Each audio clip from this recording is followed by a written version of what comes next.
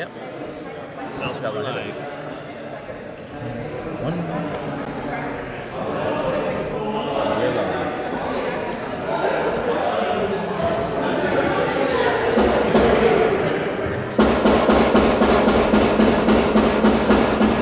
This surface does not work.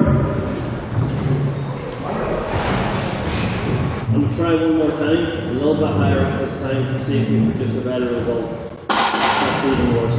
At any rate, good evening everyone, and you are very welcome to the 25th? Yes! 25th and final ordinary meeting of the literary 170th session of the Literary Scientific Society at Queen's University Belfast, established 1850, etc. So, this is normally the part of the evening where I would go through any announcements we have, but given it is that time of the year, we pretty much don't have any time to get that dissertation done at some point. We'll have the internal meeting at some point in May. I believe the provisional date we said this week was Tuesday the 21st. Tuesday 21st of May is the provisional date for our internal meeting, which is when we will decide what the motions are going to be for the following year. So make sure to keep up with all of the pages and such, and we'll post a big spreadsheet or some other format in video that you can insert your own motion suggestions for. Aside from that, I don't think we have any other announcements, except any regarding the 171st session, which I'm sure we can cover later on. But since that is not the case, I'm going to invite up to read the minutes of last week's debate, which was This House Regrets Internet Pornography, Mr. Secretary Matthew Brown.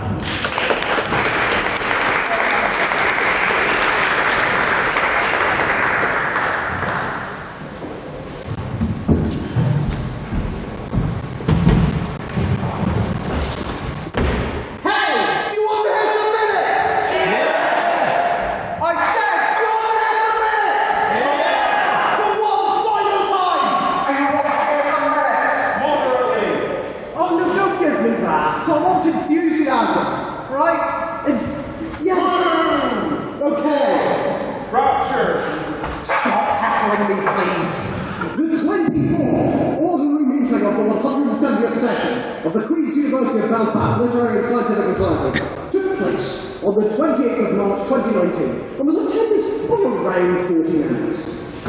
President Hugh Dobbin, after receiving a round of applause for correctly stating that this was the 24th meeting of the session, opened the meeting with some brief announcements. The minutes were then read by Mr. Shea Glasgow HLM, which made for a nice change in that they are actually funny.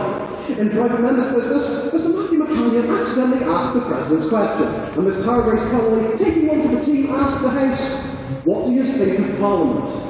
Dr. Craig Miller, with a flash of mischief in his eye, asked if anyone had seen the voting record and advocated a customs union-style Brexit, as it could keep the UK and Conservative Party together, as well as pass through Parliament. The Society's most beautiful boy, Mr. Chris Hubble, noted that Labour had been pushing for a customs agreement since the start of the Brexit negotiations. He described the independent group as the pit of the earth and declared them to be the worst group in the world. Mr. Morgan Hickman noted that there are a couple of different customs union options and asked the House whether they think the then current withdrawal agreement will get through Parliament. Dr. Craig Miller, claiming that Jeremy Corbyn lives within Hubble's bubble, which the President claimed would be an excellent name for a radio show, stated that he would rather see a no-deal Brexit than Theresa May's pile of crap getting through Parliament. This got a reaction. Ms. Liliana Bett at HLM asked the House's opinion on the Green New Deal, a US programme that addresses climate change and economic inequality being defeated in Congress. Mr. Cormac Donegan claimed the deal's failure was endemic of the state of the Democratic Party, where despite popular politicians infusing potential voters, the party are more interested in selling the people things they don't want. Ms. Neil Stewart, highlighting the influence of Alexandria Ocasio-Cortez in spearheading the deal, noted the Democrats' lack of clear messaging, and saw Republicans' ability to sell ideas through smart naming as a key advantage. Mr. Dobbin then went back to Chris Hubble, because, and I quote, "I love your smiling face." Mr. Hubble claimed that the Democrats are not a progressive party, and the bad good narrative surrounding the Republicans and Democrats is deeply misleading. Mr. Morgan Hickman brought up the situation regarding Trump's war. Somebody had to. Mr. Shea Glasgow made a joke about Hadrian's Wall between England and Scotland, and Dr. Craig Miller offered a take so spicy, I immediately forgot it. Suffice to say, he wrapped up private members' business there, and opened what was to be his last round of President's questions. Are we not going to get a bar for that? We've got to come on. Thank you so much. Mr. Donald answered the question posed by Mr. Matthew McCarran at the beginning of private members' business. The answer was that he would have had a cinnamon and raisin bagel, but free donuts to be a candidate for law building, so he had them instead. I think we all know what the question was. Mr. Shea Glasgow HLM, channeling the spirit of the night's debate, succinctly asked, what's your favourite kind of porn? The President had actually prepared notes in the event of this question being asked, and delighted the House with his detailing of hard Brexit. Now, I've got an image here of hard Brexit, a hardcore porn parody featuring such memorable characters as Teaser Maynard, Jizza Corbyn, Nicholas Virgin, and Donald Trump. However, if I want to see a load of politicians violently screwing everything in sight, I turn on BBC Parliament. Ha-ha! Satire! Stop heckling me, please. It's making me nervous. It's going to be more asked the President his thoughts on the retirement of notorious MMA fighter Conor McGregor. With a classic, oh gee boys, the President tried his hardest to pretend to care. Mr. Russell, noting the President as a lover of fictional characters, asked him, of all the characters in fiction, which two would he like to see make a porn film, and what would he have them do? The President might complain, there's no way I can answer that question without sounding like a creep. So while the President thought of an answer that didn't make him sound weird, Secretary Matthew Bradley gave his green pairing of Mr. Blobby and a Dalek, which looked something like this. You're very welcome. Thank you very much. You're very welcome. Then the President introduced the night's debate. This House regrets internet pornography. The vote of prior opinion was taken on the motion which read 10 ayes, 16 nays, and 8 abstentions. I'm going to get that image off the screen as it's genuinely making me feel uncomfortable. He instructed the House to lower the volume, lock the doors as the debate began. Ms. Beckman spoke first of the proposition, stating that primarily free internet pornography dehumanises the performers taking part and propagates an unhealthy attitude towards sex. Noting its status as a largely unregulated industry, Ms. McMahon questioned what is to stop younger people accessing its content and stated there was no way to ensure that it is economically fair or safe. Ms. Lindy Becker opened to the opposition, stating that you cannot tarnish everything with the same brush on the internet. Examining how pornography allows individuals to explore their sexuality, Ms. Becker noted the positive impacts of internet pornography in society, claiming that a more frequent use of condoms and gay porn does allow for more open discussion. And without porn, Chris Hubble would not have a very interesting story about his cousin. I haven't heard the story, but I dread to think what it is. Speaking second to the proposition, Ms. Kirsten examined internet pornography's ease of access, and how this open accessibility can lead to addiction. Conceding that positive porn could be seen as healthy, Ms. Wall noted more extreme forms of pornography that posit damaging attitudes towards consent, and raised concerns that viewers of such content could take these standards into the real world. Ms. Beckman solely open to the opposition, noting that the moral test that leaves certain forms of pornography being illegal features the same wording that legislated against homosexuality. Comparing censorship of pornography to a form of fraud policing, where pornographic footage of a man dressed in a tiger suit was tried as bestiality, Ms. McSorley asked where the censorship and stigma would end. Mr. Morgan concluded the proposition, highlighting the government's inability to effectively regulate porn. Noting the backlash of the BDSM community to the abusive practices spread by shades of grey, Mr. Hickman noted how pornography normalises an unhealthy image of and relationship between its participants, and that overall internet pornography has harmed society's perspective towards sex.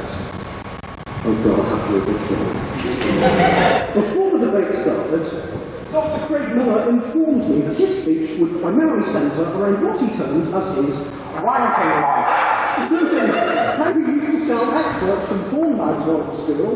Okay. Dr. Miller simply stated, I was told the problem, it gets worse.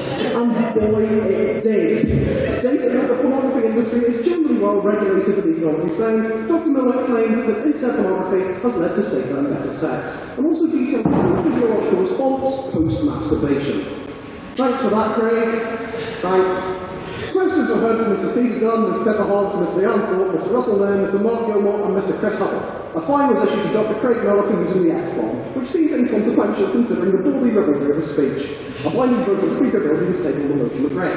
30 nights, 6 days and 12 abstentions, resulting in a narrow win for the proposition. I'd just like to say, this has been my last 7 minutes as secretary. I've honestly had an absolute blast writing them and performing them in such a way that makes you all question my sanity. So, for one last time, may I take the minutes as read?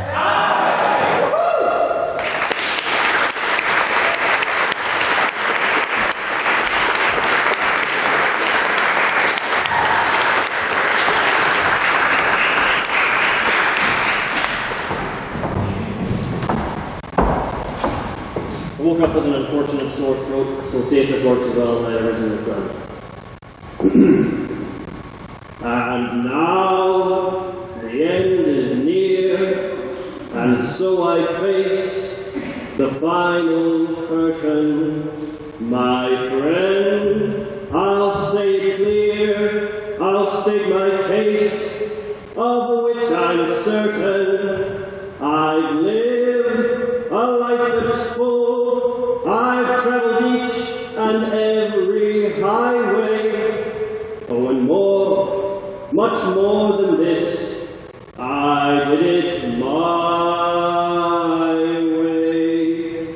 Regrets, I've had few, but then again, too few to mention. I did what I had to do, and saw it through without exemption. I planned each charted course, each careful step along the byway. But more, much more than this, I did it my way. Yes, there were times, I'm sure you knew, when I bit off more than I could chew, but through it all, when there was doubt, I ate it up and spit it out. Ladies and gentlemen, President Matthew Bradley.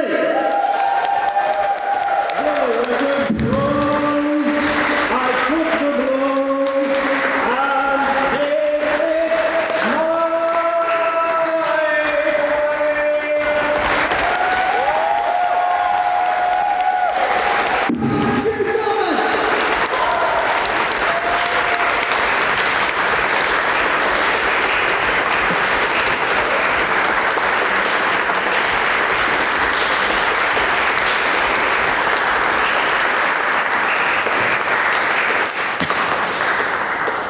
So, it's debate time now. Well, thank you for that. That was beautiful. So, it's that time of the evening again, and it's time for what's known as private members' business. But before we do that, who's going to take the minutes of this debate? Someone has to. I'm not here, like wearing this. So, I'd like you all to give a big welcome to the secretary of the 171st session, Miss Chloe Ferguson.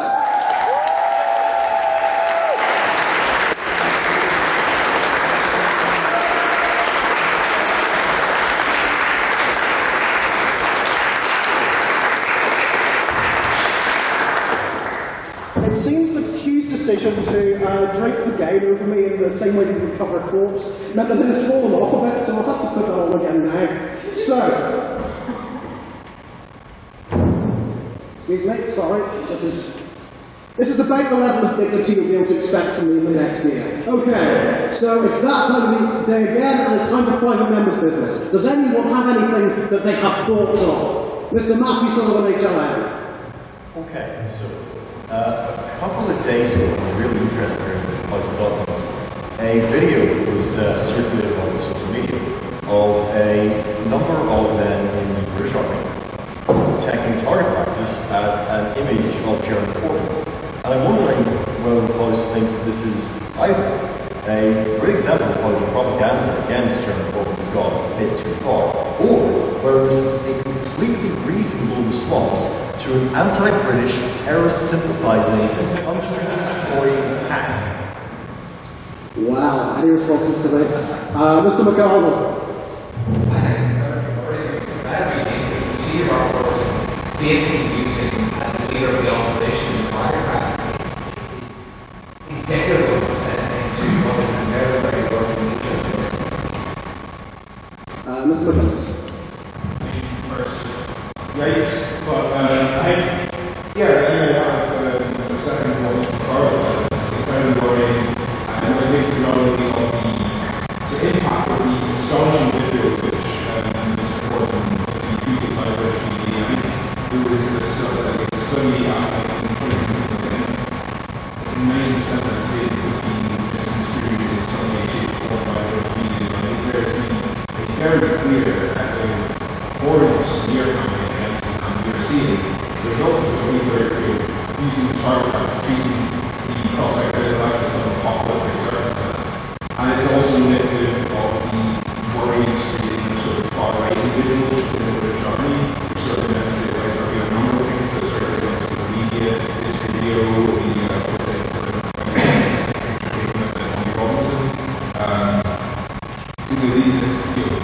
two very big problems being demonstrated on the video, and it's very Mr. Russell Lang. I think it's very interesting that they're making this effort, more specifically because I don't think it's that effective, given that they are not in fact training to shoot Jeremy Corbyn, they're more training to shoot a disproportionately sized image of Jeremy Corbyn. So if they were in fact confronted by Jeremy Corbyn, they wouldn't know what to do. And in fact, more to the point, if the reason you want to train when shooting is you want to shoot on generic targets, so you're able to shoot a generic sized target. The problem that these soldiers have is because they've trained exclusively on Jeremy Corbyn, they'll shoot Jeremy Corbyn, then they won't know what to do. They'll miss everything. It's terrible, and it's a shocking example of inefficiency in the armed forces. And I think their budget needs to be cut as a result. I'm not going to lie, that wasn't the kind of response I expected from that, but I'm so glad I heard it. Anyone else? Mr. McGinnis, for the final take, briefly? Yeah, just to speak a bit of it. You have to remember, these guys filmed this themselves. This wasn't like it was some hidden camera thing. They were like, you know what will go down really well? Us filming ourselves, shooting a picture of a guy who, if things go a certain way, could be our boss. You know, so obviously it's not exactly taking a great picture of the intelligence of the armed force. Any other separate? That's a private member's business. Anyone have opinions? Mr. Colin McGarvey, you're a man of opinions. There was this piece of review, and it's sort of something that on the radar. The British government removed sort of alternate definition of something going on. That means not conceding their European rights, even though they were citizens. Basically, what the British government stated is that if you were an British member and then you become an Irish citizen, and something's really, really worrying about British citizens who have never held British passport, specifically British citizens. It's very complicated and it's sort of very over this kind of paper, but the ramifications are very, very real, and I just want to know what's on that.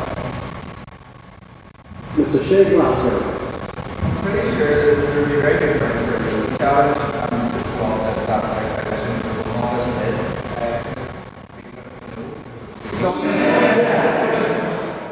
I'll come to after the point. The Northern Ireland Act is constitutional law. The United Kingdom and the Northern Ireland Act make clear that people born in Northern Ireland are Irish or British citizens. And there's no, I think there's sort of artificial time stamping that they've done and said that the British are default members here goes against the spirit of the Act and the Constitution practices. Yes, Mr. Colin.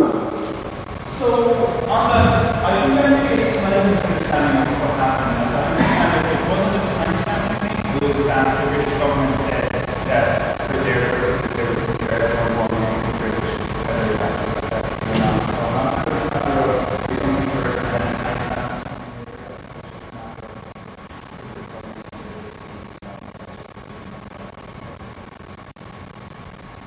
Any other thoughts? Going once. Oh! A new challenger is approaching. Mr. Colin again. Just a brief one, I think this is like a really, the significant, the indication of this law quite significant. It's sort of kind of disturbing that it's just sort of not really been a major talk about this position at all. And it's just a reminder of how all assuming the Brexit process is, how many things are being lost while this ball of discourse gets up everything in its path? I like the free ball of discourse quite a lot. Anyone else got any reckons of that issue? No thoughts. Excellent. Any other separate bits of private members' business about things going on in the world? Mr. Tom McGinnis.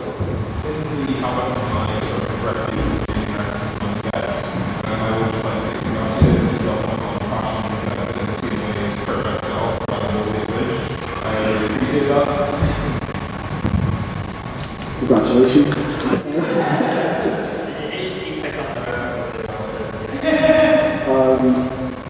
Anyone else? Any thoughts on that, or indeed anything?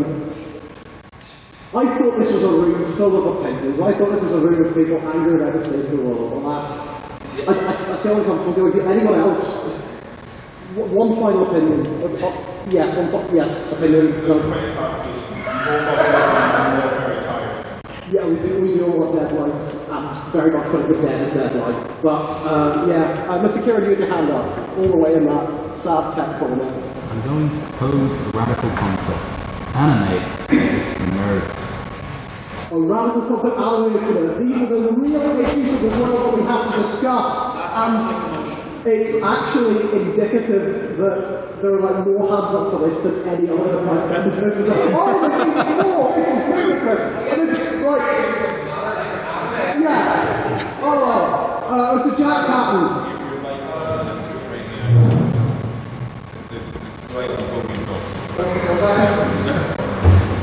The light on the podium's on. We're just going to have to live with it. I'm a spirit of someone who's watched an exceptional amount of it.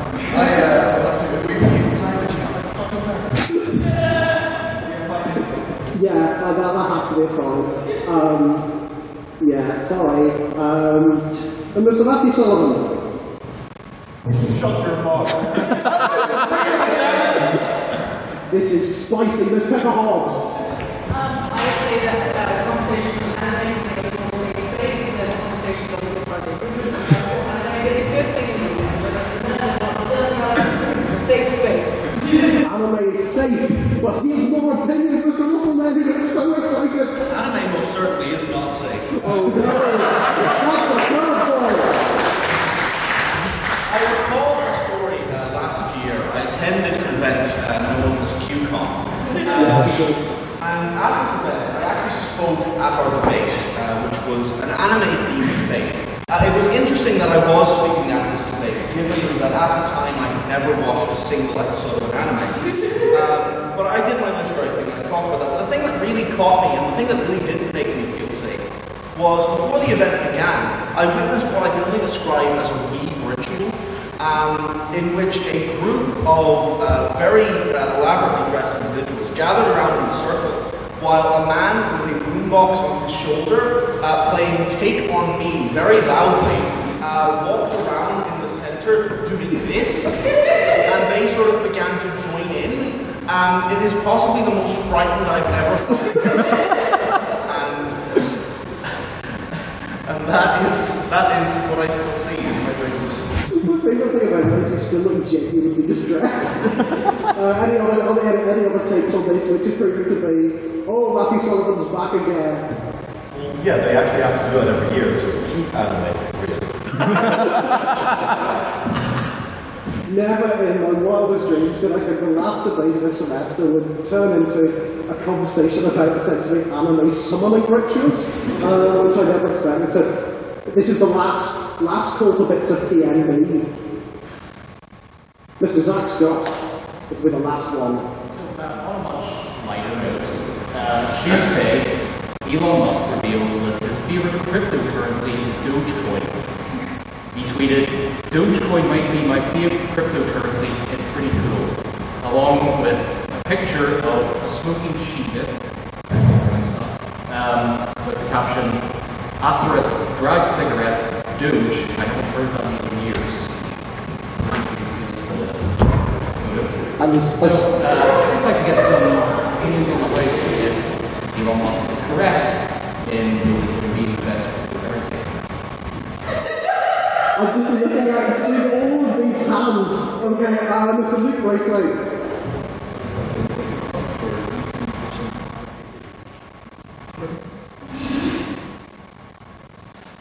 President Hugh Dolan. I just want to warn everyone in the room about people that are in cryptocurrencies. If you've never met someone who's a cryptocurrency enthusiast, they're all nutters.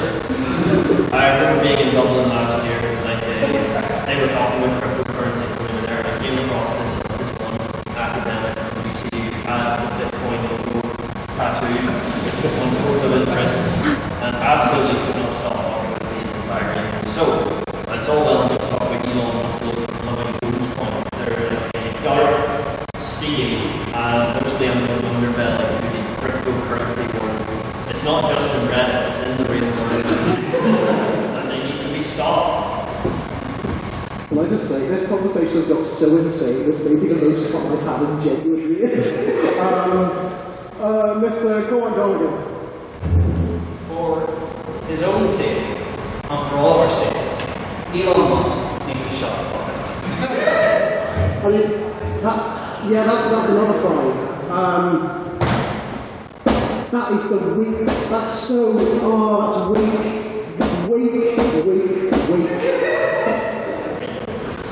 Right. Mr. Cormac. Oh no. This is, I cannot see how this will be related, but strap yourself in. So, everybody always has the party officer strap on and try to get that live streams online. Totally, it's donate money to them so we can take a shout out. So I can shout out to the live stream and start watching the stream. And the question is, excitement. Mr. Wagner will shout out Mr. Shea Glasgow as well. And you can make it, that's the weird That was more tenuous and like for the ones they do on the one show. That was you just wanted to mention that was all. Okay, so for context, I was up at it was past midnight here by visitation, and I get a message from Connor telling me to watch this stream, and I see he put some money in to make this, I believe, Irishman doing like a New York accent playing L.A. Noir on YouTube. Just say names of people at the Literature. So you'll have another good impression of President Matthew Bradley. Thank you very much. And like, this will probably be uploaded to the meme form later because I did record a couple of them. So you've got that. Any other thoughts on the pressing issue of cryptocurrency? Mr. Jack Patton. This is yet another example after the successful Big Four company launching his own car in space. That Elon Musk is rapidly becoming one of the villains out of the bomb.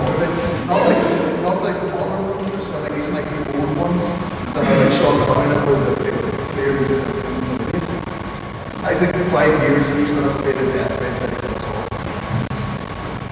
And as soon as the death rate mentioned, the hands go back up. Mr. Chris Hubble, awarded Most Beautiful Boy, the man with a song about him.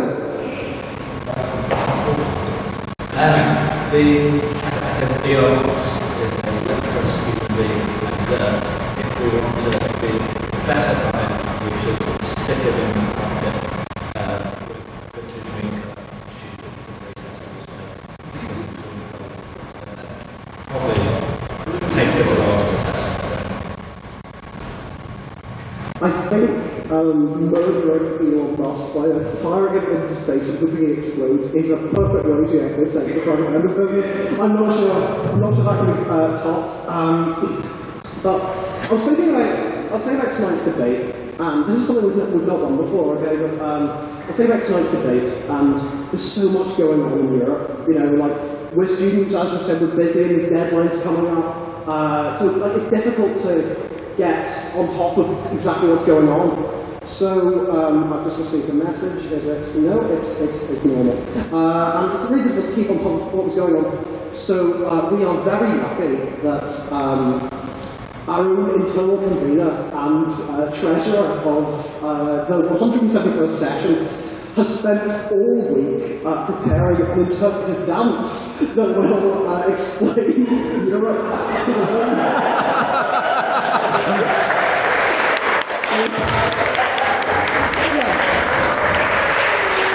You were saying, oh, I need to do this. you know, we do context slides occasionally, they really well, but the only way you can do this is through movement, so like, I'll improvise a song before you come in and like music, and then you can just like... It's a one-way improvising. It's the interpretive dance. It's the interpretive dance you've been working on all week about the state of Europe. That, you know that song. Oh, Teresa, what are you gonna do? Oh, Teresa, is Europe for so many regrets. Europe is gone. Teresa, baby.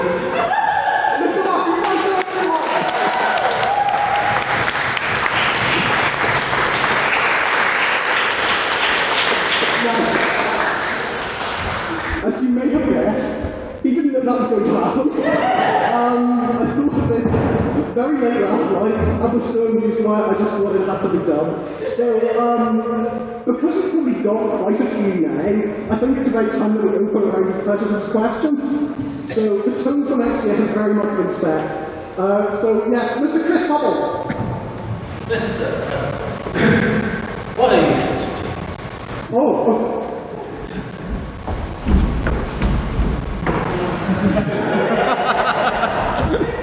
Thank you! Any more questions? Mr. Russell Mayer. Yes. Well, so we are, of course, in the Great Hall this evening, the hall that we are in. And as you look around the hall that we currently occupy, you can see many faces, some low, some high, and many painted faces. And I'm wondering what you think that man in that corner over there did to be like separated from everyone else. Right, so if you can't see, there's an alcove and there is a man who's sort of doing quite I call it a pose kind of like this. And he's wearing like a golden gown and he's kind of been extradited to that corner. But the thing that probably none of you can see is on that far wall there is the bust of a bald man just staring at this picture as if to go, "You've been a naughty boy, sir." And like it's as if he's been put in that corner of shame, illuminated for what he hath done. Actually, there's two people on that wall as well. You can't even see them from this angle. You actually need to look for them. God knows what crimes they commit. Any other questions? Mr. Matthew Sullivan, HLM. Mr. President, if you were called by the Queen herself to represent this fine country in Europe, what would you do? What would your act be? Okay, before we come to Eurovision now, as everyone knows, I'm a big fan of Eurovision, and actually over the weekend, it's weird times, wasn't it? I stumbled upon an entry from Lithuania from 2006, which is by far the biggest display of unnecessary confidence I've ever seen. It's called We Are the Winners, and it is a song that just goes, "We are the winners of Eurovision." They go through a man starts playing a violin, like one of the guys that hasn't been singing, he's just been there, just walks up to like a guy and starts to do that for no reason. And it's a wild time. It's like the best Eurovision song ever. And actually, even though it's not for Eurovision, I've decided that's similar to what we'll be doing for our Best Society presentation next year. Just turning up the SU going, "We are the winners of Best Society." It's kind of like a gaslighting thing where eventually, no, okay, we're not doing that. We're not doing that. I am alone. It'll be hilarious. But if I was to do Eurovision, I'd probably do Encounters in Young Robkin again. So it went down quite well. No one knows who the hell he is. And it would include a lot of flames. That's... Yes, Mr. Shea Glasgow. Mr. President, why would you not boycott the Eurovision this year? Because being held as an apartheid state of Israel. I presume it will be for next year, because I think the UK have an entry for Eurovision this year. I'm not sure who they are. I don't particularly care. The UK gave up on being a long time ago. And let's be honest, nobody watches Eurovision for the good songs. It's just like, let's see white sing stuff someone's plays and they don't win. And that was almost like a bass drop if that's such a thing. But yeah, I wouldn't go. I don't want to be. I have to be non-partisan up here, so I wouldn't go. So yes, Mr. Calvin Black, HLM. Oh dear. Yes, quite right. Thank you very much. First of all, congratulations. Hope you're all happy and such. I am. For this very quickly, for some big question. Does the president know that the switch to that microphone directly in front of you on the desk? Do you know that? Yeah!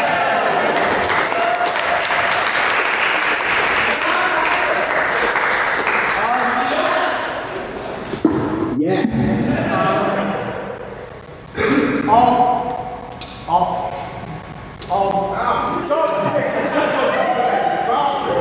That's a fine, Mr. McGuinness, and if you swear again, I will blind you again. Yes, I know again for not paying the fine. and if you don't pay the fine, I'll find out where you live. Anyone else? Very depressing for you. Everyone's depressing me, Alan. Mr. Matthew Bryson, I'm so sorry. I've got two questions. One, why did you make me do that? And two, as we heard, there was the laugh after when you shot Jeremy Corbyn in the army. So my question is, if you were in the army, who would you use for target practice?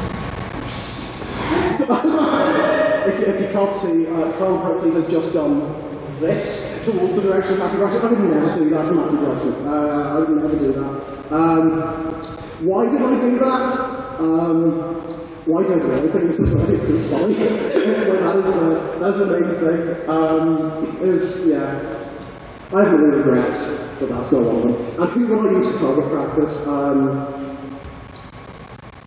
actually don't know. A couple of months ago, I probably would have said myself. And you know, I would have done, we're only about an hour in, and already I've done an incredibly dark joke. So that goes really well.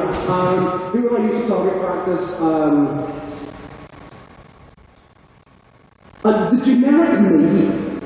That's what I do. You know when you're about to create a me, and there's this generic one, but we all know someone that's a bit like the generic me. It's like, they just walk into the room, so like,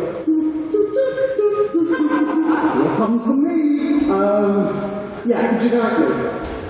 Any other question? This will have to be one of the last ones, because this has been sort of solved all the sentences. Anyone else? Mr. Colin Garden. President, if there was a world leader that was inspiring your presidency, who would it be? A world leader to inspire the presidency. Well, I haven't been inspired by any world leaders, if I'm perfectly honest. So, this is the moment when you realise that my knowledge of history and politics is very small, or at least I'll fit with humour to mask my deficit. I'm not going to go for a world leader.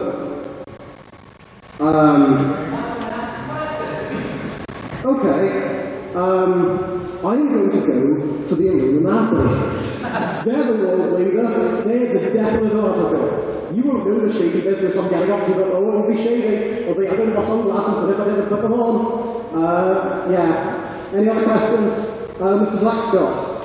Mr. New President, what part of Bangor do you like most, and what part do you like the least? Well, this will be the best of the people who know Bangor, but there's one bit that I think everyone knows is my favourite. And if I'm honest, you could probably tell just by looking at me, and it is the McDonald's at Bloomfield Shopping Centre. Yeah, it is. Yes! Woo!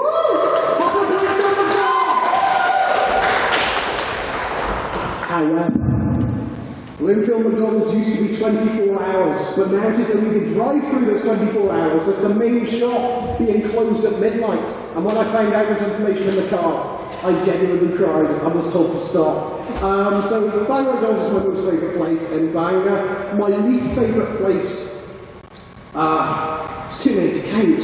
I would go for the road that goes down, Dublin Avenue that goes down beside the train station, as not only do I know someone that was just randomly punched on that street, but it is home to the worst driver I've ever seen in Bangor. And so just the train station in general. It's upsetting. Because when I see it, it means I have to go home. Anyone else? Mr. Hugh Dunn. What was your favourite debate in the academic year of 2018? /19. Oh, I'm actually going to go for the Godkin debate.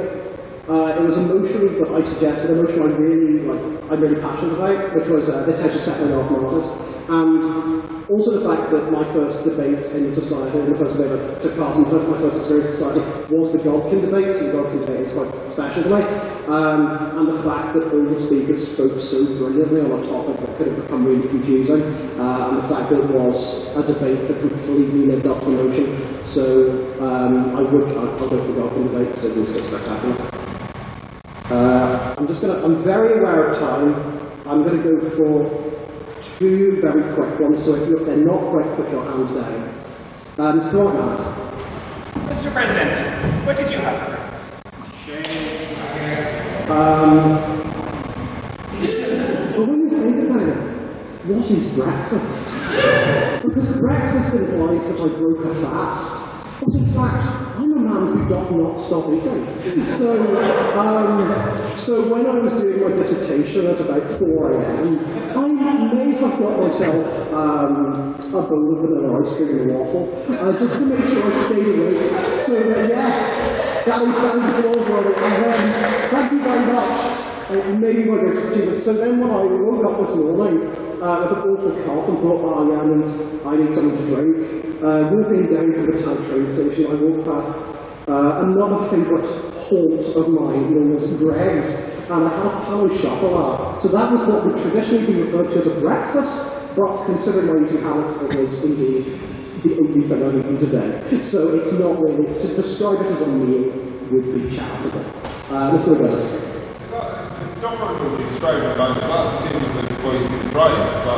Is there any relation between the two? Out of curiosity?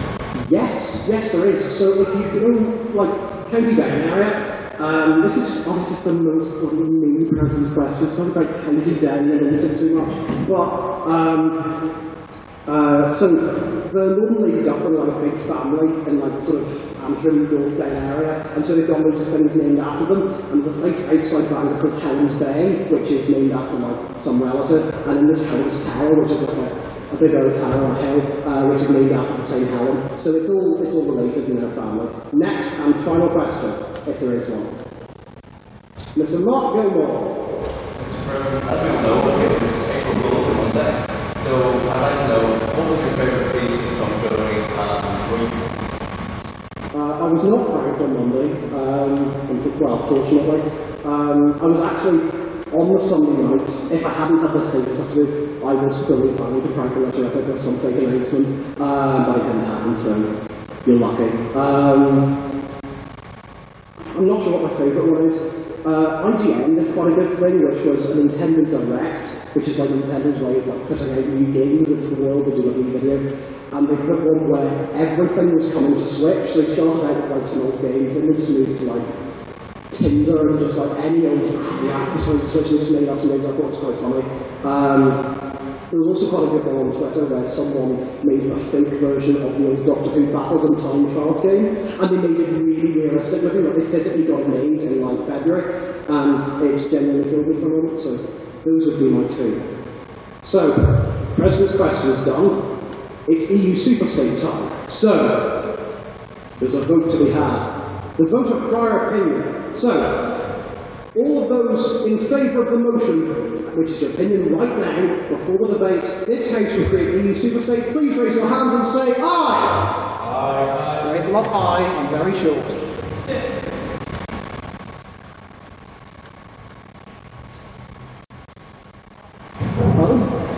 You've got 12.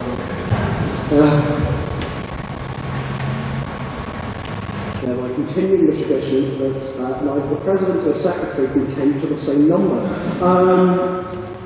All those against the motion, please raise your hands and say nay. Nay. Wow! I may fall asleep.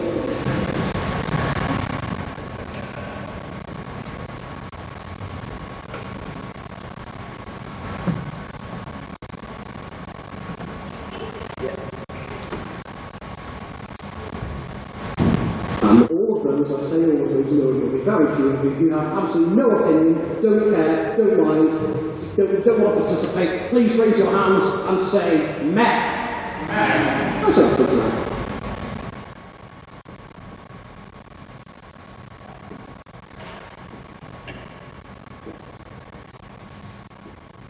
Okay, Madam Secretary, could you please read back that vote?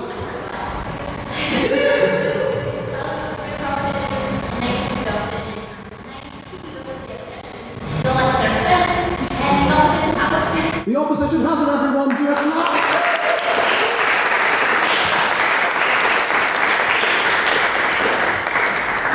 So, you've said your opinions now. Let's see if they get changed. I'm going to sit down there. I'm very pleased to welcome in, I believe, his maiden speech to society to open for the proposition, Mr. Niall Heron.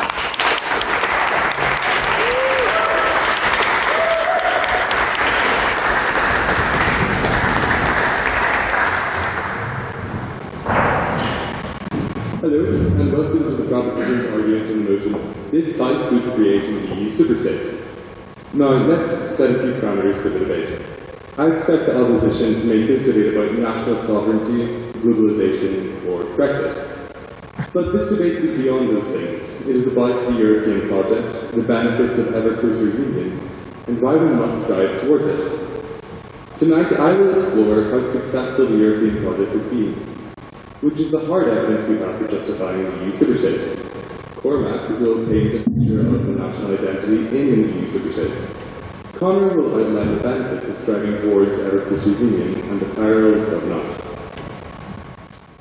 The European project is underpinned by three key pillars, the first being a commitment to European values that are held consistently across the continent.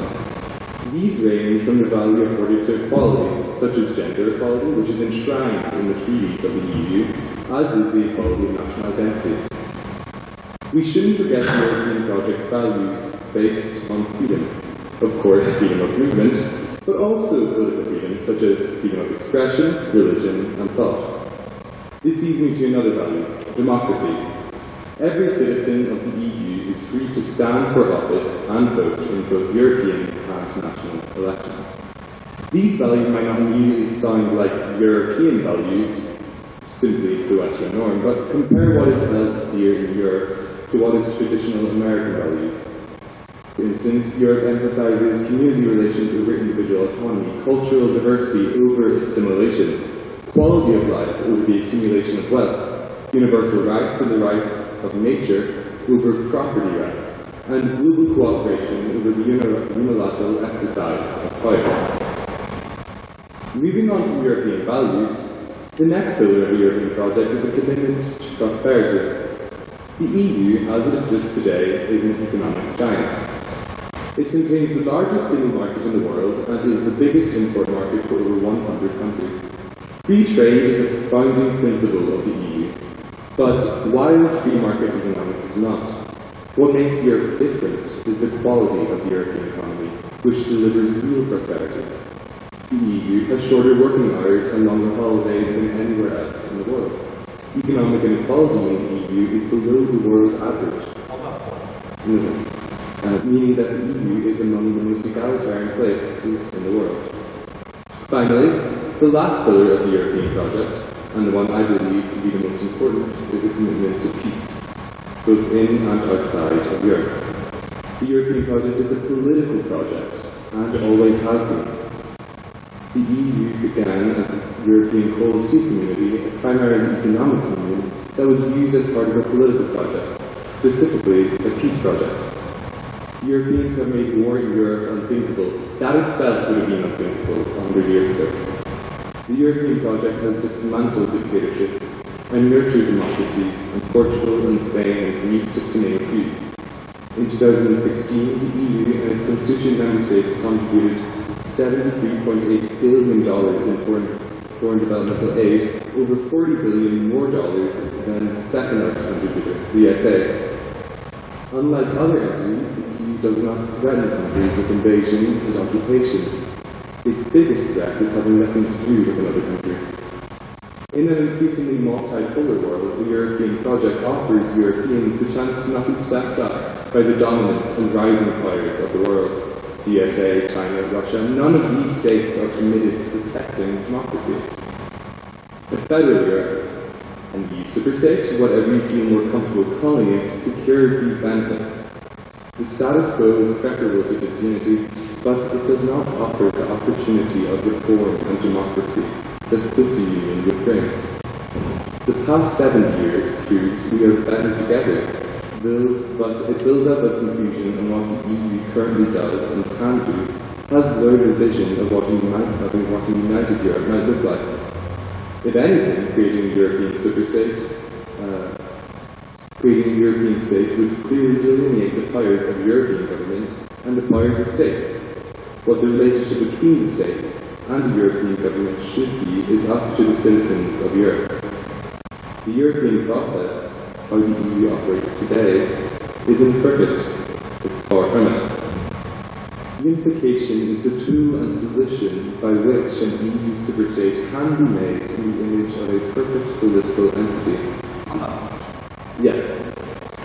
In what way would a European unification fix problems that exist with the current euro structure? In fact, would it not just cause them to double down on the current problems that exist and reaffirm the face of Brexit? If you mean problems with Europe, or problems that face it? With Europe. Can you specify, or are you not like that? Well, as I said, it would clarify what is European government's domain of authority and what would be states' rights, views and prefer. And I think that's really quite blurred at the moment, especially in terms of what the public know about that. I mean, I wouldn't be able to tell you which specifically, if you were to give any specific field. So I think that would be, does that answer your question?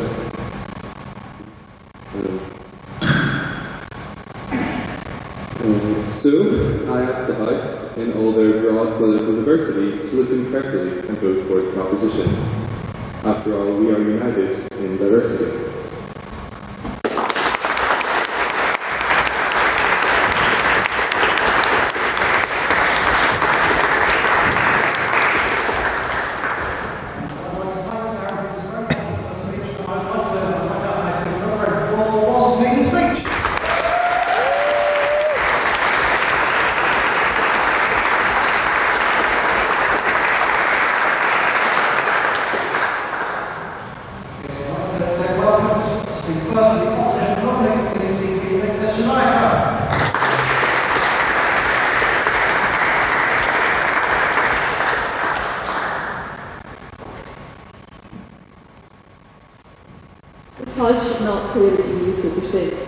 First, I will set out what I think should be understood by the term EU Superstate, and I will then highlight the concern about integration. And finally, if a single EU identity were ever to be achieved, I would like to talk a bit about what I call EU nationalism and the dangers of that. It is human nature to seek to attach ourselves to a larger identity.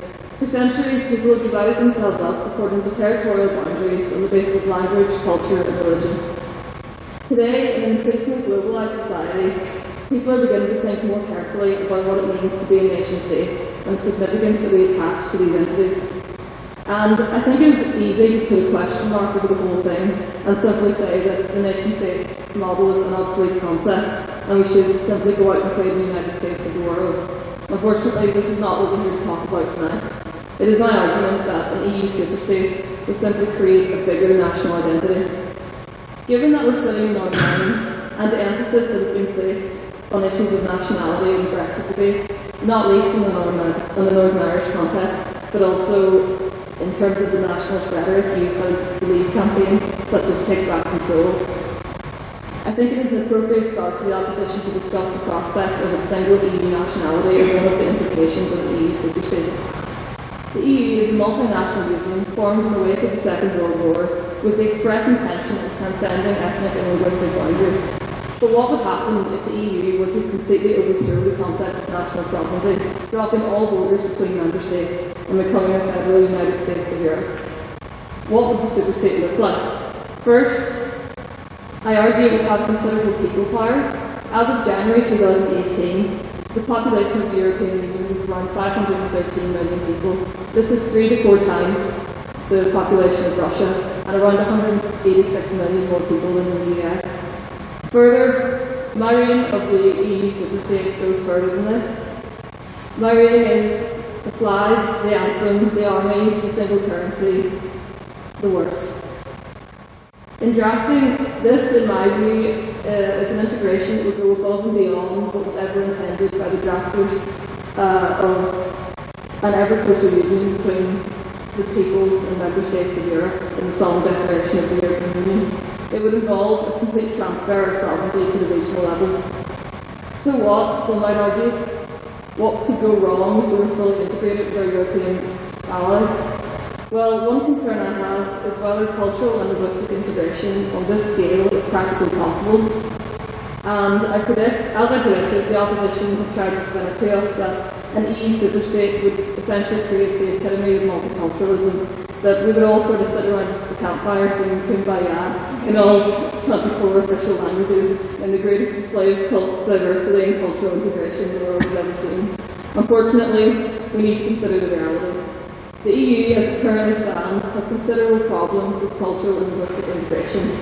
Think of the tensions surrounding Islam in France, Belgium and Germany. A number of member states have actually started imposing fines on Muslim women for wearing a burqa in public because, as was argued by the French government, it offends the public interest. Think of language divides in Belgium.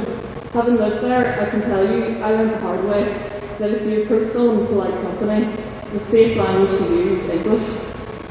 Now, it is not my intention tonight to make some Eurosceptic arguments that the EU fails to encourage cultural integration, but my point is that there are tensions that are not going away, and those tensions would only be magnified by integration into a single national identity. Moving on then, what harm is there in having a single EU identity? And to answer this question, let's first consider the pull of nationalism as an ideology. And it comes back to what I mentioned at the start, about wanting to attach ourselves to a larger identity. The real attraction of nationalism, I believe, is this idea of being part of a nation state is essential to our own sense of identity, that who you are is somehow dependent on what it means to be British, what it means to be American. And indeed, I believe an essential ingredient that both Donald Trump's election campaign in 2016 with Make America Great Again and the Leave campaign had in common was this basically romanticising of national identity. Of course, nationalism is in vogue across Europe at the moment. A number of countries within the EU have seen nationalist political parties gaining considerable ground in recent years. Surely, with the nationalism being so kind of danger, surely the federation is the exact opposite of that, being confident enough in your local identity to put yourself into this larger federation, and you're confident in your national. Surely, what we are arguing is the opposite of that. Well, if you think about what kind of comes to mind to me is to think about America and the patriotism that exists there. I think it only really works because everybody, despite living in these sort of different federal states, they all have this very strong sense of being American. So that's what I mean when I say we need to create a single EU nationality. But the danger of nationalism, which I'm going to discuss, is the reason that this is dangerous. So moving on then, why is this dangerous? I argue that the reason is because of the idealism. Because of the highly personal level on which nationalism takes hold, it creates a kind of us and them mindset. And in this mindset, they begin to seem somewhat less than human. In other words, nationalism acts as a kind of trump card, with the effect that the fundamental rights of others don't seem to get a look in. A prime example, I think, concerns the refugee crisis. In particular, the decision to hand over control of part of the Mediterranean Sea to the Libyan Coast Guard. They are drowning at sea. Oh, well, that's unfortunate. But we need to control immigration. We need to protect the integrity of our borders. And I'm not saying these are not perfectly legitimate concerns. I'm simply trying to highlight the shift with this shift towards the focus on national interests over and above the interests of human life in general. Emmanuel Macron very strikingly warned about this recently when he said that with the resurgence of nationalist politics in Europe, the old demons are rising again, ready to complete their task of chaos and of death. I argue that the EU Superstate would see the dangerous effects of nationalism being played out on a much larger scale. Ultimately, the EU was never about creating a superstate. It is about diverse sovereign nations coming together in the interest of peace and fundamental human rights. Let's not endanger the values we started out with some grand quest to create a second world superpower. Thank you.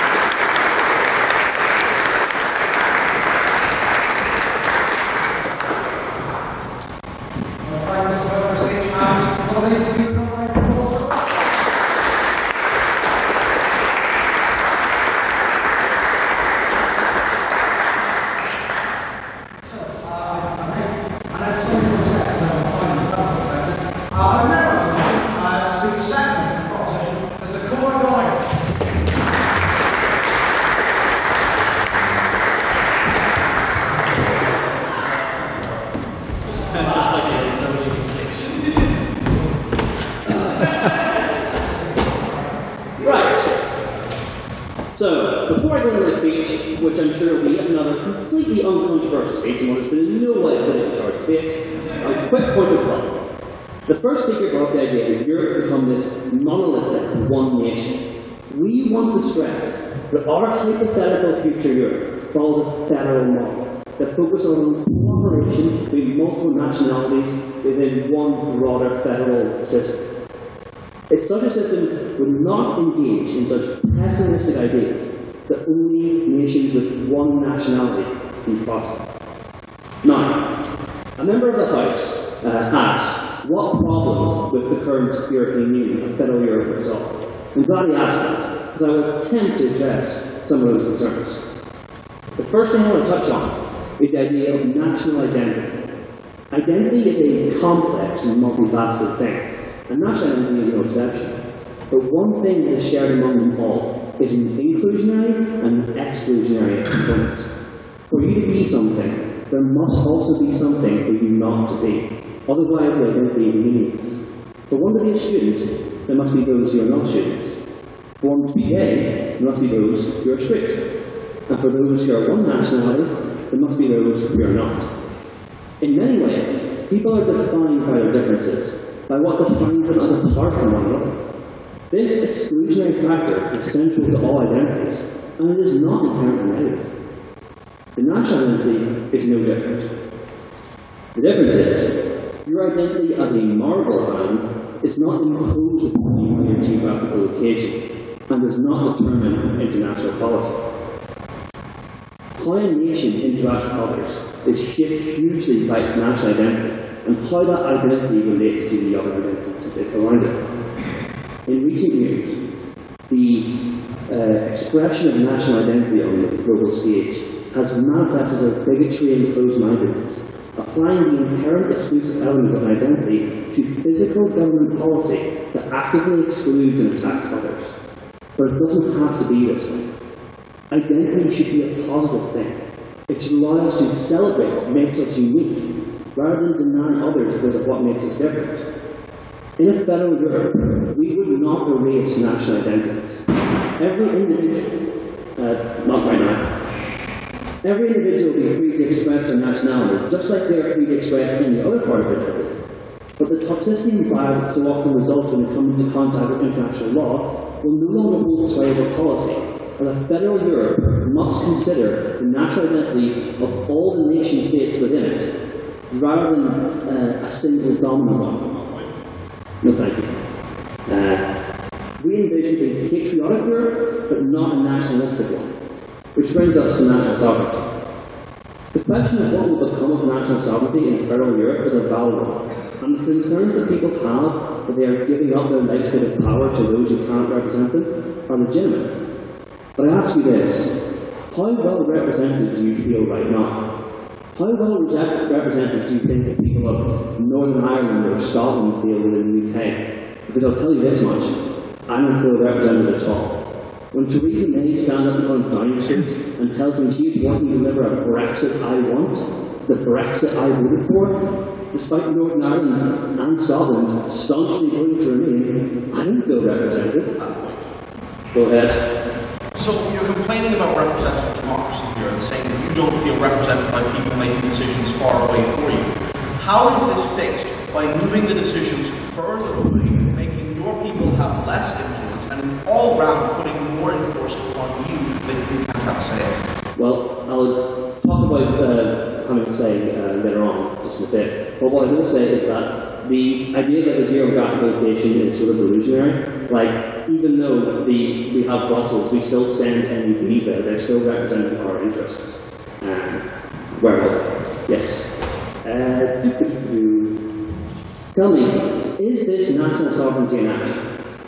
What kind of twisted parody of representation is it when 62% of Scotland votes to remain, yet are dragged into leaving just because that's what England wants?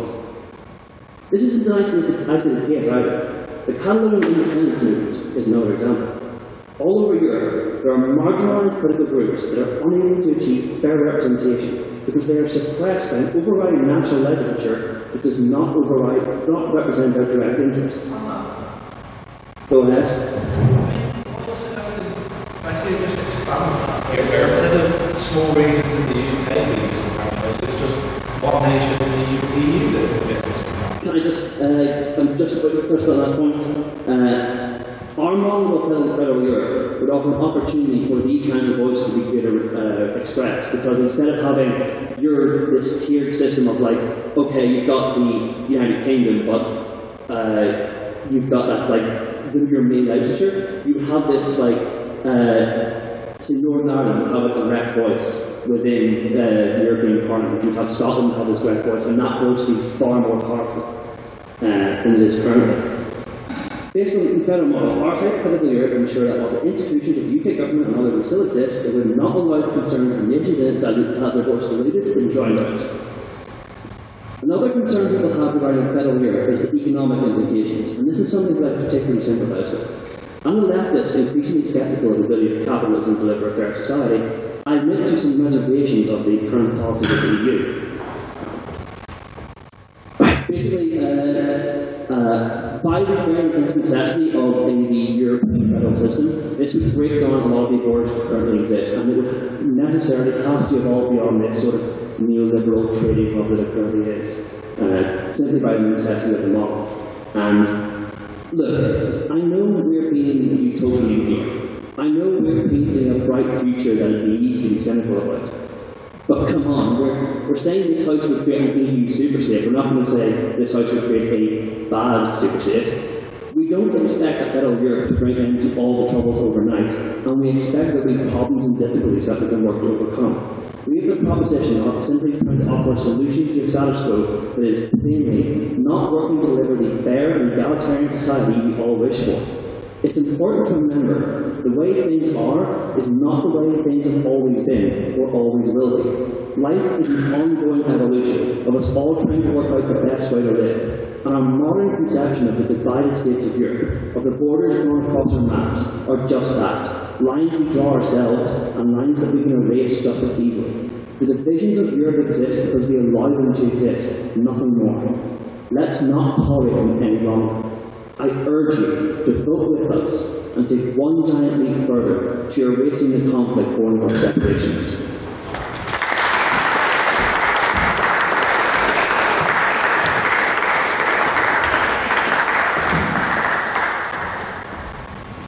Thank you very much for your speech, and it's a great pleasure to welcome Mr. Ryan to speak second to the opposition.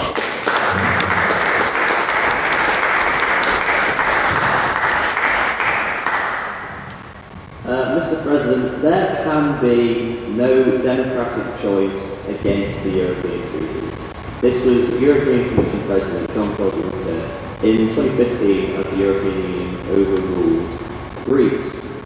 And now, I realise that this is a debate on an EU Superstate, and despite the fact that the closer union is within the treaties of the European Union, you don't have to support Brexit to be on that side of the debate. In fact, I'm the only leader on this side of the House. But there are fundamental problems with the European Union that even Remainers recognise that would be exacerbated by a European Superstate. And there are also problems that both those on the left and on the right recognise. If we go back to when Britain first joined what was then the European Economic Community, On those who were opposed to it, you had Tony Benn on the left, and you had Enoch Powell on the right. And their arguments were on democracy on Tony Benn's side, and on national sovereignty on Enoch Powell's side. So first of all, on democracy, the European Union Commission currently is unelected, and it has the sole right to initiate legislation and put forward legislation to be amended. Now, the proposition might say that in our new European Superstate, it would have to be democratised. But my contention is that there isn't a united European demos that people identify with that. For example, if you go to the United States, the reason why this such a huge country, such a diverse country, trying to have a stable democracy, is the fact that people identify very strongly as European, as American, where there isn't a sense in Europe. If you look at France, if you look at the results in Hungary and Germany, there's an increasing scepticism of the European project. Now, Chris and I disagree on national politics. He's a he's not called that, but a Labour supporter and I'm a Conservative one. But if Corbyn was elected and wanted to nationalise the railways, prop up state industries, that would be should be perfectly within the right of any government. And as Tony Benn said, I would rather have a bad parliament than a good king. And it isn't for the European superstate to overrule a national government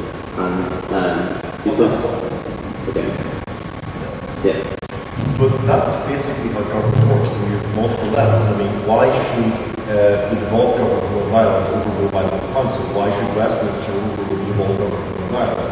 It's the same argument applies all the way government. That is true, but it's my contention and the contention of our side that power should be pushed down as locally as possible. Because people feel disconnected, the response to people feeling disconnected ought to be to push power down to as local level as possible, not to push it up further and further away from them. I think the proposition recognised this problem, but their solution was to push it further away rather than bringing it closer to people. I'm going to, as this is the final session, I'm going to bring in some poetry here. It's just a poem that I found today. It says, "He wrote a play by day and night, he strove with passion and delight, yet knew long ere the curtain dropped, his drama was a sorry flop." Ladies and gentlemen, an EU Superstate will not work, and it will not work for one fundamental reason. Europe is too divided. It is divided economically north and south, and it is divided culturally east and west. And no matter how long the proposition strive with passion and delight, any attempt to force a superstate onto the people of Europe against their will end up being a sorry flop. Paul has never mentioned that any superstate would be forced against our will. If we had a way of which that this would be resolved with a democratic process. Okay, but if you look across Europe at the moment, we're looking in France. At the last presidential election, the two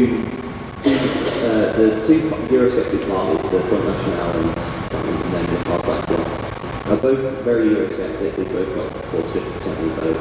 In Italy, we've now got a Eurosceptic government.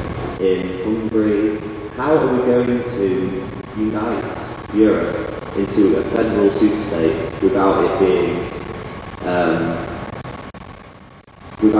forced upon them? Because governments of the people of the European Union are so diverse, there are so many different languages, there are so many different customs and cultures that you can't simply, and so many different political viewpoints that you can't integrate all of Europe without some countries being dissenting from them. And as we've seen in Ireland, when they voted against the treaties, they've been made to vote again because the people of Europe do not want to move in this direction. There will be some in the more who've experienced war, who were very involved in the Second World War, particularly in France and Germany. But even now in Germany, there are Eurosceptic movements, and this is another problem with the European Superstate. Europe always responds by wanting more power, and it's always more Europe. But when the people of Europe, and when there are Eurosceptic movements and movements against the European Union, it ought to be that the response that ought to be to devolve more power locally so that people have more say over their lives, not to transfer that power up.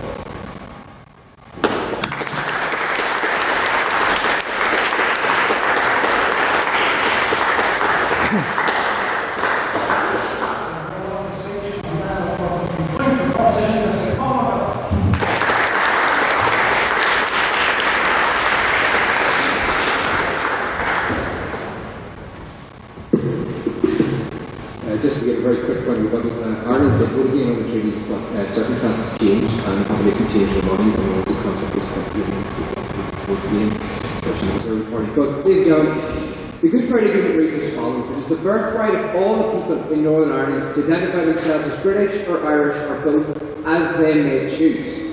As they may choose. A few simple words that go against the outdated notion that some member states and that the opposition hold on to. They don't like ambiguity, they don't like contingency, and they don't like multiplicity. 4 simple words that gives us the power, as citizens, not the states, to choose our own destiny. 4 simple words that brought stability to this place. Peace and stability based on openness, on common understanding, and understanding the facts that identities are multi-layered and complex. That identity brings people together and doesn't divide us. Yet the opposition seeks to do, as many have done, uses identity to divide us and prevent us moving forward as a society. As the opposition has outlined, and as the opposition has clearly accepted, Europe is flawed. Europe has a democratic deficit. Europe's institutions are bureaucratic nightmares. It's not working. From climate change to international terrorism to remaining economic differences, there are many challenges that face us in the future. But these are challenges that nation states cannot tackle on their own.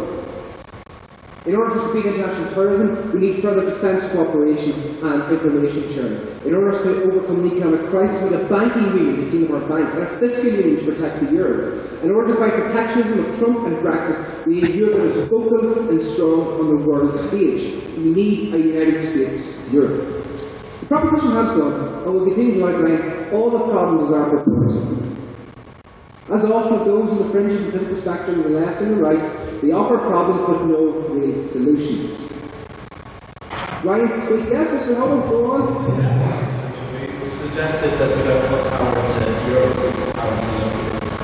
So we shifted power to local, more local, and solid constituencies, and not shift it abroad.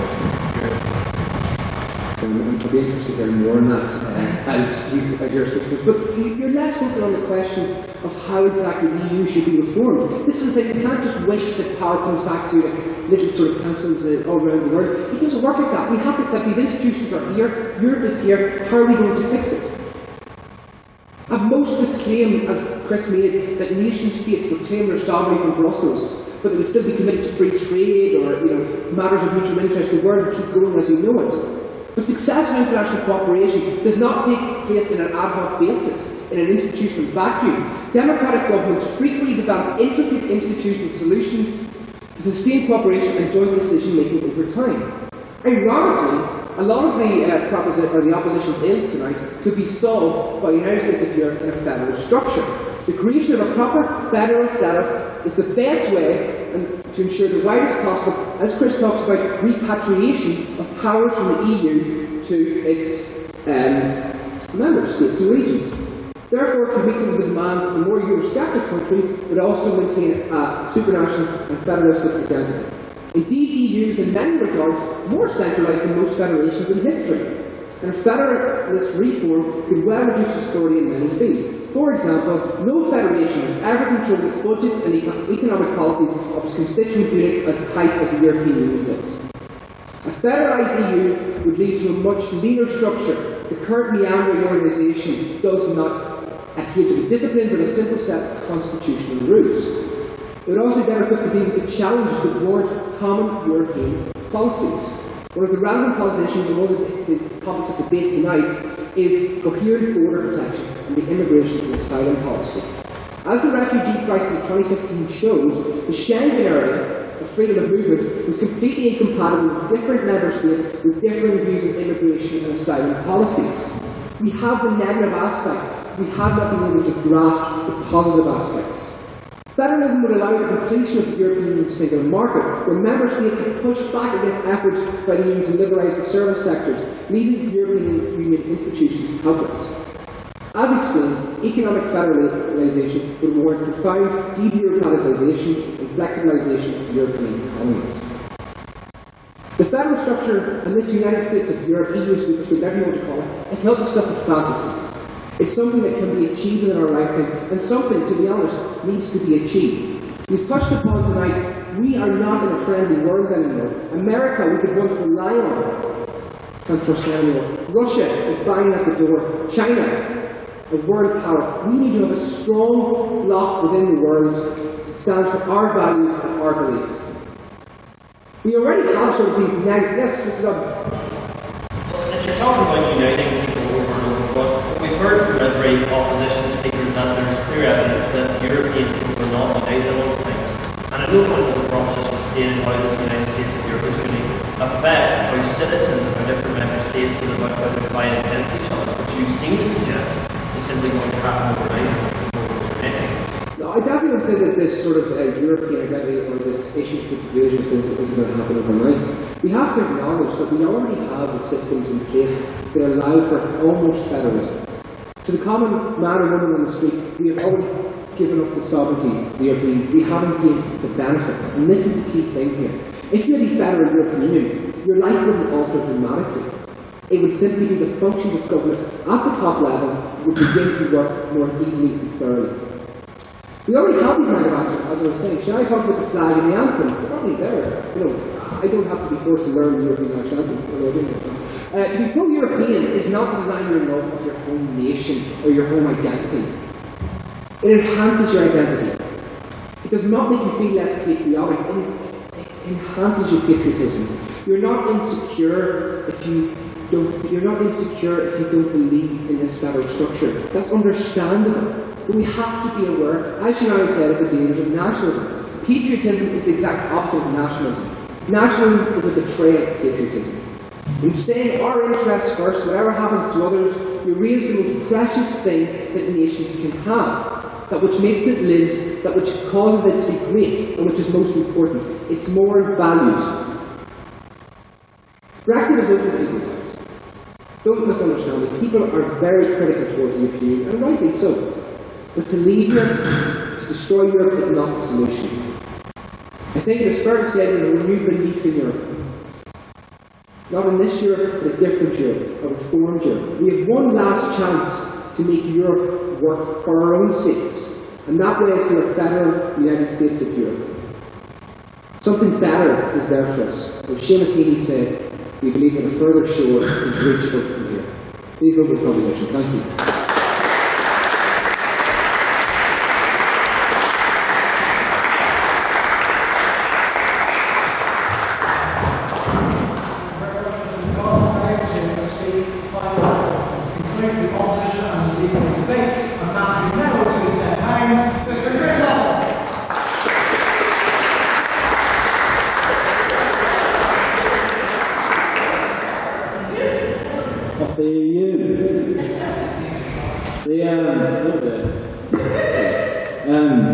I'm very disappointed in this room because I took my shoes off because they were wet and it's not very slippery in here and it's ruined all the fun of wearing socks.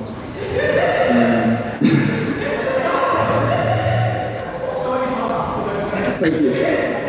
I will start with an extract from a poem because I didn't have anything written down so people didn't start here. Europe is lost. Still we are hammering victory. All that is meaningless rules, we have learned nothing from history. I am quiet, feeling the onset of riots. Riots are tiny, though systems are large. Traffic keeps moving. Britain has nothing to do because it's big business, baby, and its smile is hideous. Top-down violence, structural viciousness. Your kids are dosed up on medical sedatives, but don't worry about that, man. Worry about terrorists. The water levels rise, and the water levels rise, and the animals, the elephants, the birds, dying. Stop crying. Stop crying. But what about the oil switch?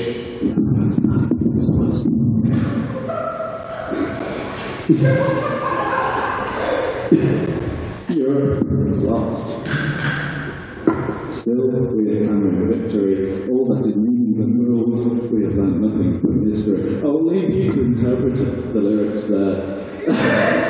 Let me just sum up a few things we've had today. This motion is about creating a superstate, an EU superstate. Yet at no point has the proposition mentioned what it takes to create a state. Like nationhood, as we've tried to put across, is more than just federalism in the sense that the EU kind of has now. You need an identity. You need something that binds people together. You need to be European. And I imagine a lot of people around Europe do not want to be European. As we've seen like across Europe, there's been a rise in local nationalism, which is what we talked about first. And this is one of the issues that the proposition has not come across. How do we tackle the rise of nationalism? Do you tackle the rise of nationalism across all of Europe, and not just in the UK, by ignoring it and then just saying, oh no, that will be solved when we tell them they're all European? But then there's another issue with that. When we have a superstate, if we make this large European country, it will foster, and it's something we have seen recently, especially with the refugee crisis, is European nationalism, which poses very severe danger. We have the rise of parties which are specifically white European, and specifically against anything that is not white European. Why is European nationalism any worse than, say, German, French, or English nationalism? It's not. I'm saying it's not solved by putting it into a superstate. Like these tendencies of nationalism which have popped up into in the last few years are not solved by creating a superstate. If anything, what the proposition is proposing does nothing. It does nothing to solve any of the issues that we've had. And if anything, will amplify them because it just doesn't listen to the concerns of the people at the moment who are rebelling against the current system. No. In a minute. We also talked, the first speaker mentioned the sort of the common things that bind us as Europeans: freedom, equality, and communal rights over individual rights, natural rights over property rights,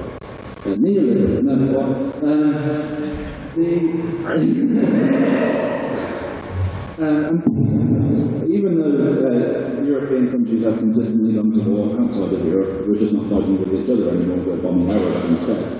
That's perfectly fine. I think a European superstate.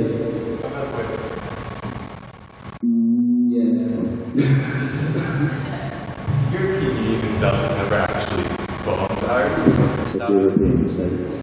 European member states. So why is that relevant to the because they'll still be members of the European superstate.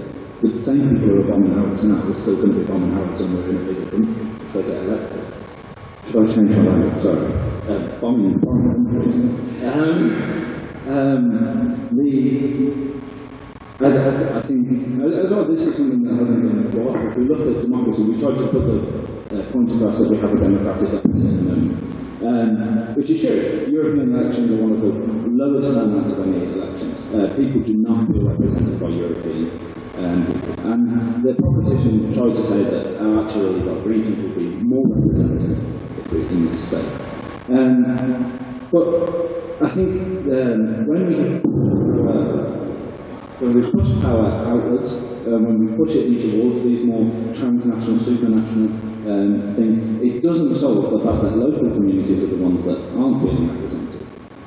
But also, what we haven't addressed is surely the superstate will have democracy, and surely the parties that we elect into this will very much resemble the parties we currently elect into the European Parliament, which aren't that good, that aren't the dreamy, utopian, like pacifist, great people that the proposition seems to think.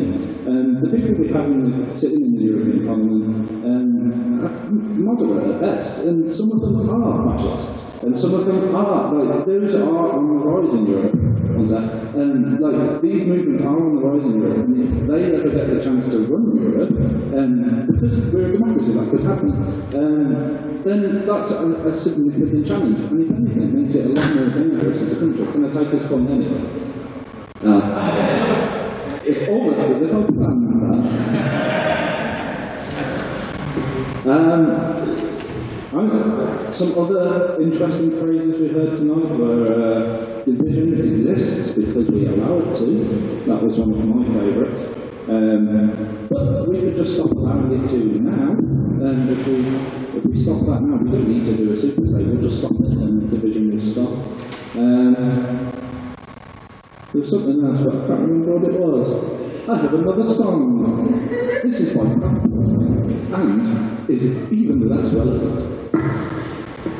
Europe endless. I've never listened to the song, but I have no idea. Life is time. Europe endless. Parks, hotels and palaces. Promenade and Avenue. Elegance and decadence, Europe, endless. Endless.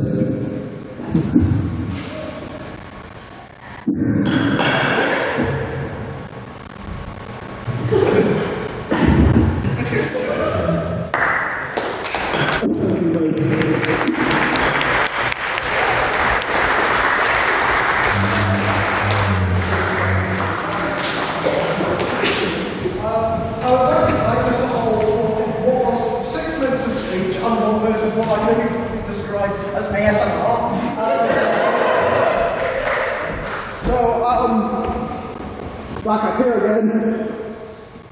Blinded. So it's just because I know all of you are thinking it, take this moment to look at the picture up there. Because everyone was going, I want to look at the picture, but I have to look at the speaker. So now you see that picture, attention back to the vote. So, question time. So any questions for the proposition? Mr. Russell then, because you're handing it up very quickly. Right. So this has been touched on somewhat, but I think something we really need to answer is regarding the fact of actual implementation of any sort of superstate and how unfeasible it is.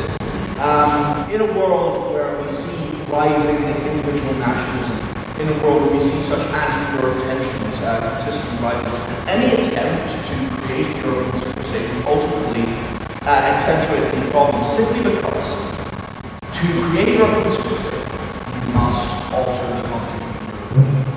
This must then go to individual member states to be ratified. Because of the constitutional structure of most of these states, they are required to have referendums on this issue. This opens the dialogue on European membership and the benefits of Europe as a whole in much the same way that the Brexit referendum opened it up in 1990. And with these tensions already existing, with us already being perhaps a 40-60, 50-50 split in many of these countries pro and anti-Europe, this is not going to be a European Union. If anything, it is going to lead to a greater sense of division and massive instability. So how would you answer that, and how do you think you can actually function in the country? The purpose is the framework of actually have such a I think my question would be this two-state Europe scenario, in that when we have states who are totally different So for example, most of the had to do with the states who didn't really not be joining bubble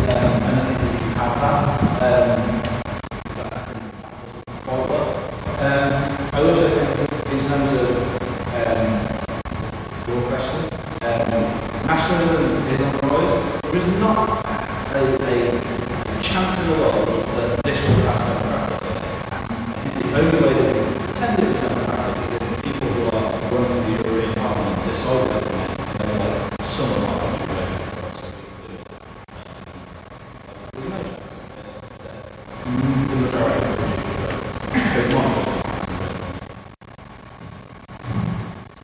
Any questions to the opposition? Is there another questions, Mr. Matheson?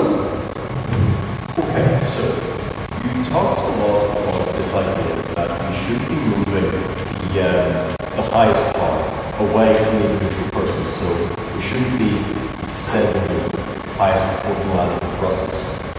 But that's kind of how we organized humanity. We've got, this local government, we've got, say, the council, and then above the council we've got whatever the state government is, and we've got that, we've got whatever nation is. So we already got this sort of set of levels. Why should we start at the level we currently at? Why is it more valid to have the ultimate power of me in Westminster as opposed to the ultimate power of me being in Brussels? What do you think is the optimal level of distance we should have? And why is that better than all of the other levels that we could be at? I think the main reason is that let's say that I would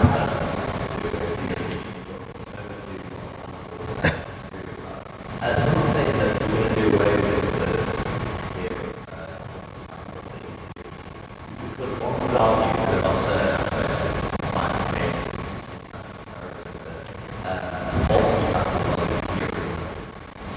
creating European Superstate required the transfer of power from areas where it is currently more forwardly to areas where it is less.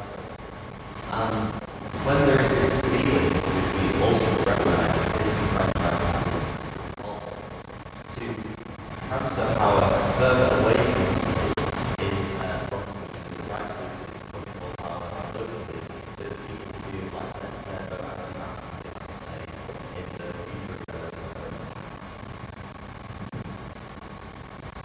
people who like their vote actually matters, say, in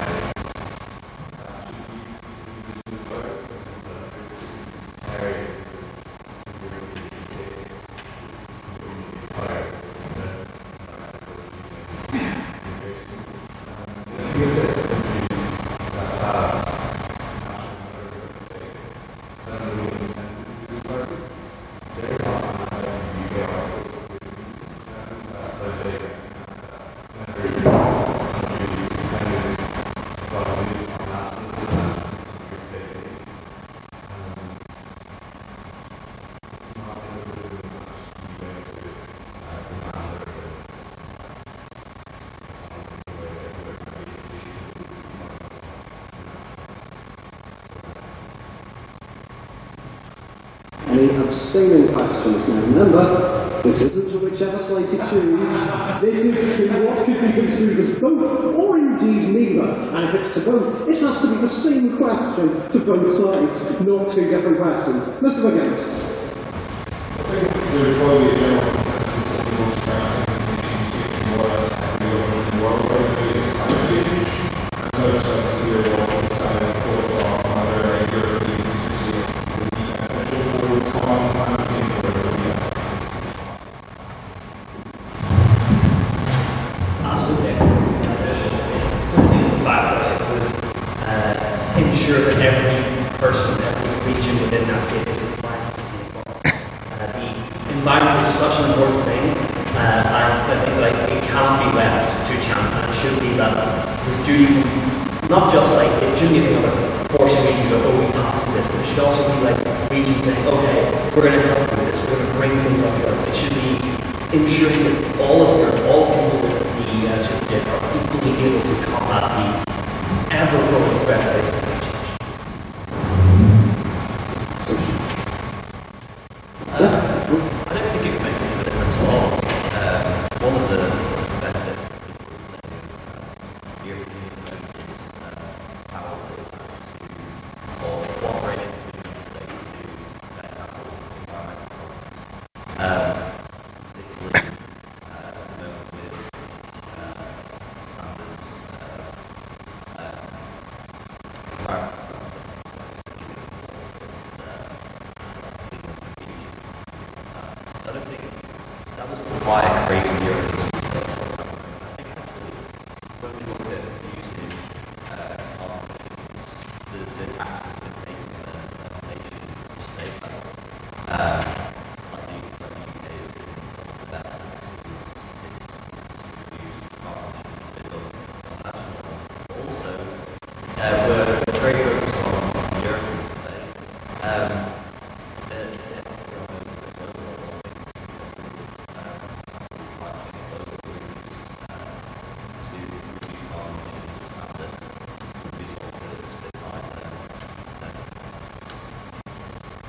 Okay. I grew up with an electric movement which completes the rather. Mr. Bryce, I'm going to ask you to do one more thing. Could you fetch the box and set it on this table, please? You don't need to let people know what it is, just fetch the box. Ominous. So, the hour is getting late, but I feel uncomfortable because it's a big motion and not allowing any more questions. So, it is really, really brief. Any questions for proposition? And this is brief questions and answers. Mr. Thomas Cope, please. Thank you very much. I was really intrigued by the questions that are coming out on both sides of the house today.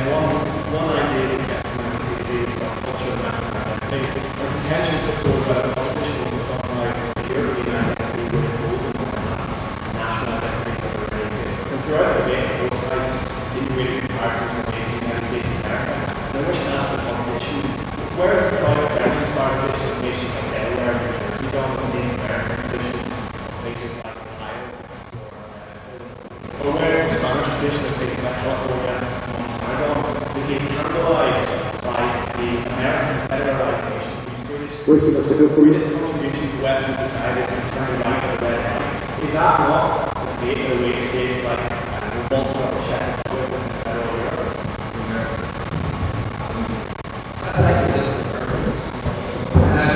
Okay. Yes, there's economic control with the United States of America, or locally and Europe. But like, as I said myself, that America is a lot more centralized than what is really true federal union. And America has gone above what originally was federal union. It has become in terms of how we deal with small countries, I think federal structure will give small countries the best opportunity. I can see right now what the European Union's solidarity in Ireland. Without that backing of an Irish constitution, small countries will simply be subsumed, as they have been for thousands of years, with this powerful. Federal structure enhances that level of solidarity and enhances that level of equality. And the way of sort of comparison between America and Europe. Europe is not America. Federal Europe rise up comparisons and forge its own way of living the world and adapt its own challenges and its own possibilities. You should briefly respond if you want to. I think creating the choose like holidays are very beneficial. You need to have symbols, you need to have something like identity, you need to have European culture and identity. Inevitably, you will see that you need local elements. And I imagine you have background that local people, but in the same way that the British organizations seem to have the more you speak background, the more local.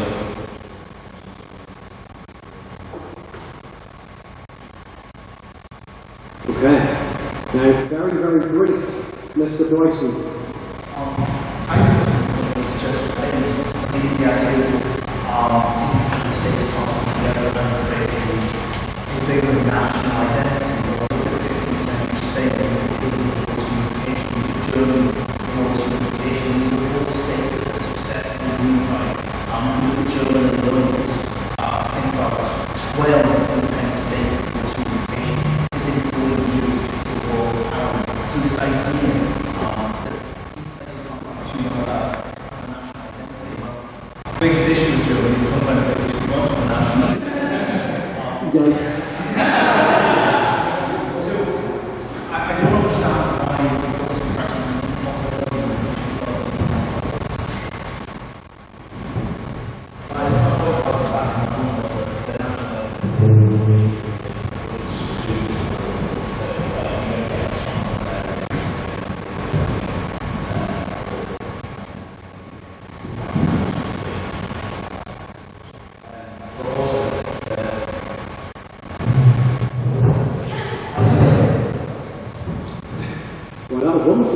proposition. It's sort of like glorious acid. A lot of those guys are very good Europe is always changing and sort of forming something new. And smaller states and the bigger states became very, very powerful and very successful. I don't see why they can't do that if they were democratic in a proper way. I mean, there's such an opportunity there as Europe. One of the finest provinces in the world, being a common federal structure, being a beacon, human rights are actually very, very documented. Okay, so now any very brief abstaining points. Mr. McSparrow, I literally saw you walk through the door, so I'm intrigued as to what exactly this question will be. Okay, fine, yeah. Okay, so. Please. No, right, okay, so it's not we have seen the applied twice in the past 5%. I want you to prove to me why it's related.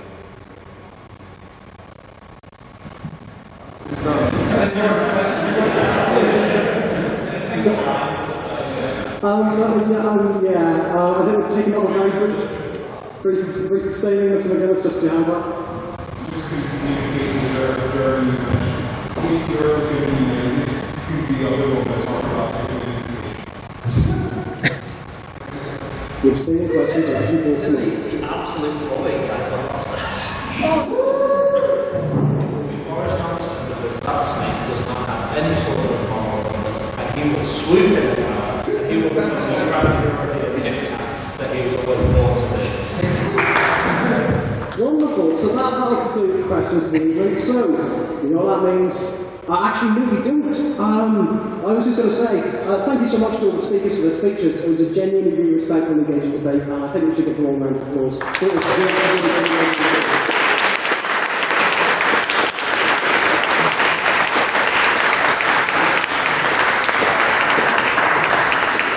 That's where the mid-book is needed and changing it up. So, it's now time for the vote.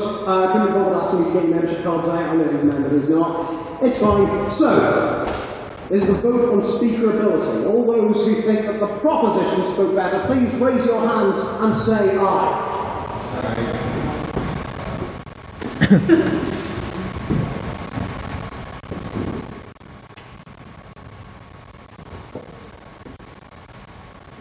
That's been noted down. So, all those who believe that the opposition spoke better this evening.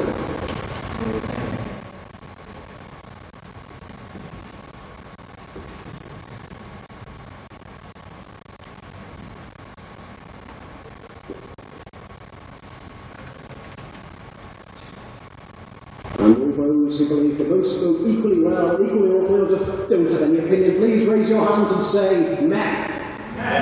That's a lot of mess.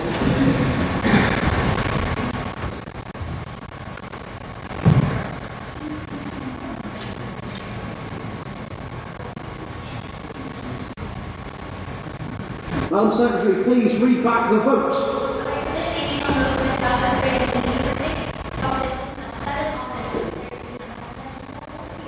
Wow, the abstentions have it in a bizarre move.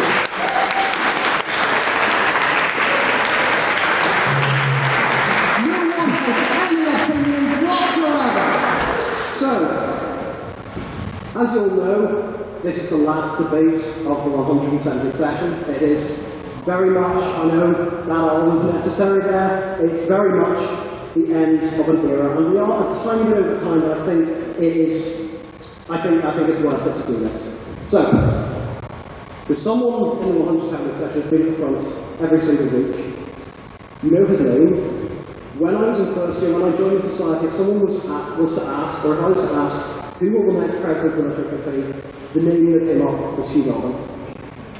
And so the council, if you can come up to the front, please, the council may have checked together to get Hugh something to mark the end of the year. So if you look in what looks like a gigantic rectangle with a dog dirt, I put in a bag, if you look in there, there's a thing. So, yeah.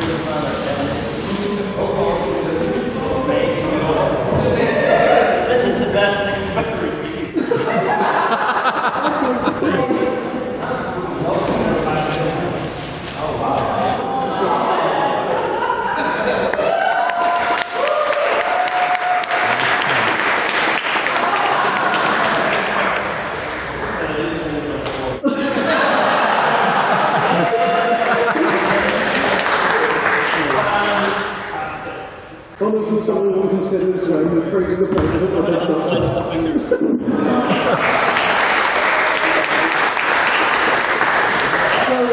If you could just stay up at the front for one wee moment, this is something I plan to do for quite a while. It's just a tiny thing, and it's a bit for me and a bit for the society as well. As all of you know me will know, not only does my work ethic mean that this will probably be the last time I will have fun in this role, because I'll probably work myself up to insane stress next year, but also it's the end of an era, the start of a new one, and this means an awful lot to me. So before I join this meeting and send everyone off to the pub, I would like to get everyone who wants to come up to the front for a picture, but just to mark the end of the year, so I thought I'd be a wholesome thing. Mr. McCarthy, you're doing a hand. I was just going to take it. We're not allowed on the balcony, because last time we went on the balcony, they shut us down. So anyone who wants to come up, it's a free for all.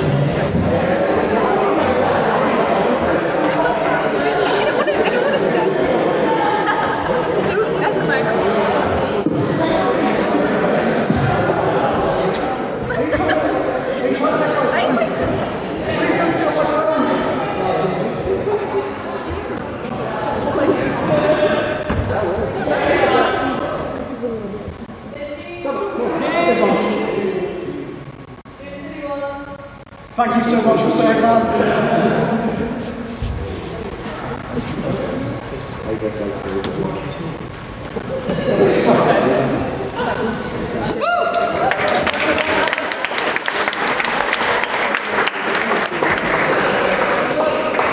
Thank you so much to everyone for not only